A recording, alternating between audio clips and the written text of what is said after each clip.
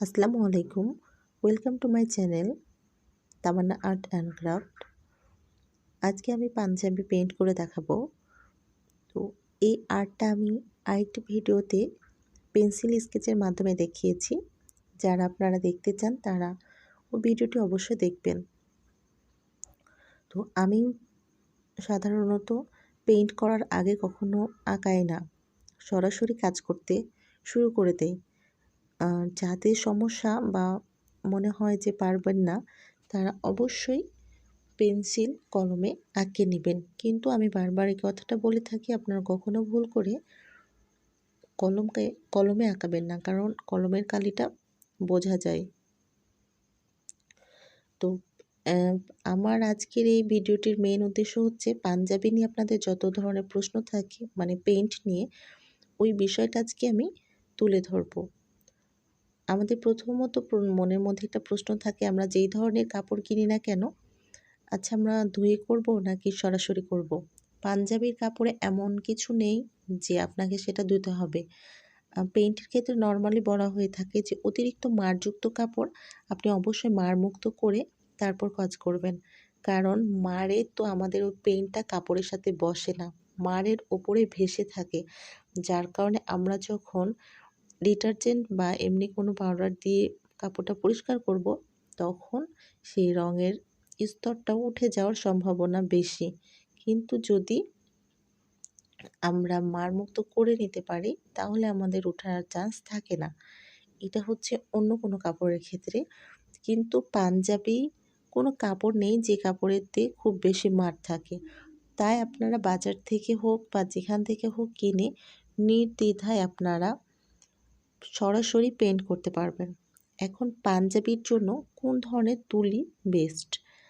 আমি যেহেতু এখানে একদম একটাই রং বা চিকন ধরনের একটা কাজ করছি, তো এখানে আমি একটা টিটির একদম 0 সাইজ এই তুলিটা আমার কাছে খুব বেস্ট লেগেছে।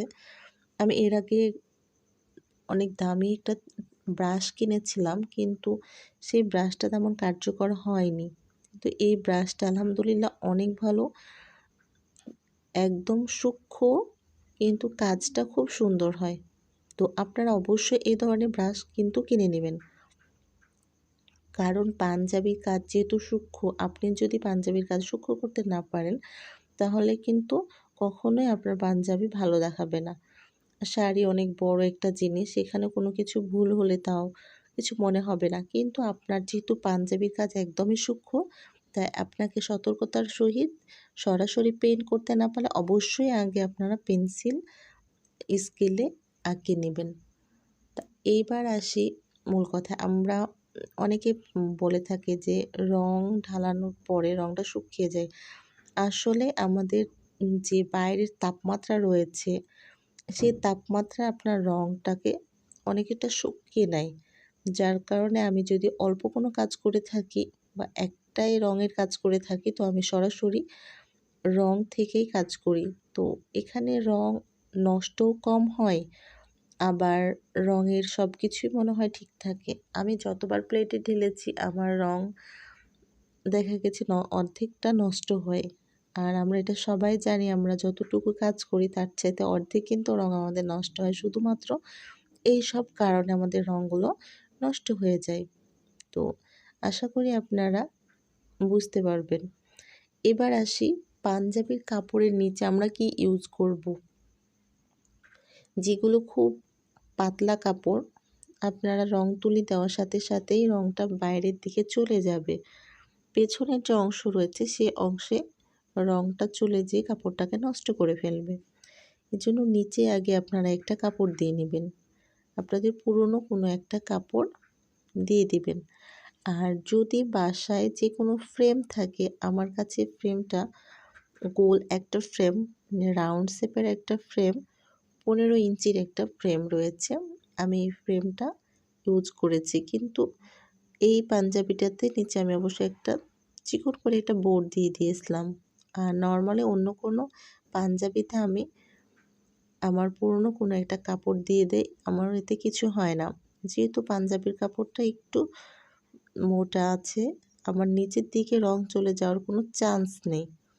তাই আপনারা যারা পাতলা কোনো কাপড়ে করবেন অবশ্যই নিচে ফ্রেম আর তার নিচে একটা কাপড় দিয়ে নেবেন, যেন ওই রঙটা বেয়ে পেছনের পাটের দিকে না চলে যায়। এই তাহলেই আপনার পেনটা খুব সুন্দর হবে।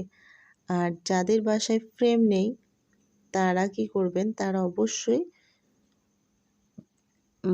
নিচে এমন কোনো কিছু দিবেন যাতে আপনার পেইন্টের ওই জায়গাটা ফাঁকা থাকে। পেইন্টের জায়গা যদি ফাঁকা না থাকে তাহলে কিন্তু আপনি নিজেই বুঝতে পারবেন যে আপনার কাজ অন্যদিকে চলে যাচ্ছে। এজন্য আপনাকে সবসময় পেইন্টের ওই জায়গাটা ফাঁকা রাখতে হবে।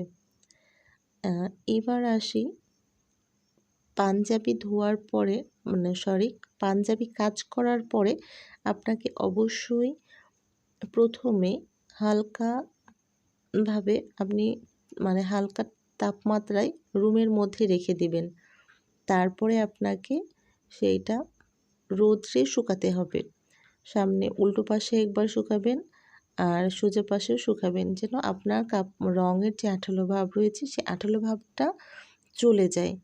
আর এবার আয়রন করবেন তো অবশ্যই উল্টো পাশে। পেইন্টের ওপর সরাসরি আয়রন করা যায় না, আমাদের সবসময় আয়রন করতে হয় পেইন্টের উল্টো পাশে।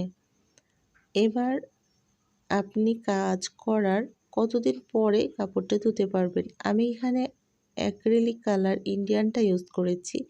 এটা নর্মালি আয়রন করার 1 সপ্তাহ পরে আপনারা ধুতে পারবেন।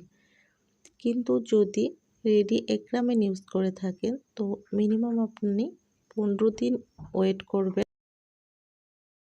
রেডি অ্যাক্রিলিকটা কাপড়ে বসতে একটু সময় নেয়, যার কারণে আপনারা 15 দিন মতন অপেক্ষা করবেন, তাহলে আপনাদের ইনশাল্লাহ আর কিছু হবে না। আর আরেকটি কথা, এখন বর্তমানে খাদি কাপড় আমরা সাধারণত খাদি, কটন এগুলোতেই পেইন্ট করে থাকি। আপনারা খাদি কাপড় কেনার সময় অবশ্যই ভালো করে দেখে বুঝে কিনবেন, কারণ কিছু কাপড় রয়েছে যে কাপড়গুলোতে এখন ম্যাক্সিমাম রং ওঠে, নেভি ব্লু ব্লু এইসব কাপড়গুলোতে, কিন্তু আর বাকিগুলো কাপড়ের কোয়ালিটি দেখে বুঝে কিনবেন, কারণ আপনি এত কষ্ট করে পেইন্ট করছেন, যদি আপনার কাপড় কোয়ালিটি সম্পন্ন না হয় তাহলে কিন্তু আপনার কাজটা খুব সুন্দর দেখাবে না। আমার এখানে একটা কটনের পাঞ্জাবি আলহামদুলিল্লাহ, যার পেইন্ট করতেও অনেক আরাম আর পরতেও খুব সুন্দর। তো আমি এটা নেভি ব্লু কালারের করেছিলাম, যেহেতু এটা ডার্ক কাপড়। যদি একবার পেইন্ট করার পরে আপনার মনে হয় যে কালারটা শুষে নিচ্ছে, তাহলে আপনাকে কালারটা আরেকবার করে নিতে হবে, শুধুমাত্র যেন আপনার কালারের উজ্জ্বলতা ঠিক থাকে। যেহেতু আমরা জানি ডার্ক কাপড়ে কালারটা শুষে নেয়, যার কারণে আমরা মেইন যেটা কালার দিতে চাই তারপর যেন আমরা সাদা বেজ দেওয়ার পরে দিব। যেহেতু এখানে আমার পুরোটাই সাদা ফুল, তার জন্য আমি একবার দেওয়ার পরে আমার যদি মনে হয় যে রঙটা শুকিয়ে যাবে, ফ্যাকাশে লাগছে শুকানোর পর, তাহলে আমি আবার দিব। তো যদি কারো সমস্যা থাকে আমাকে কমেন্ট বক্সে অবশ্যই জানাবেন।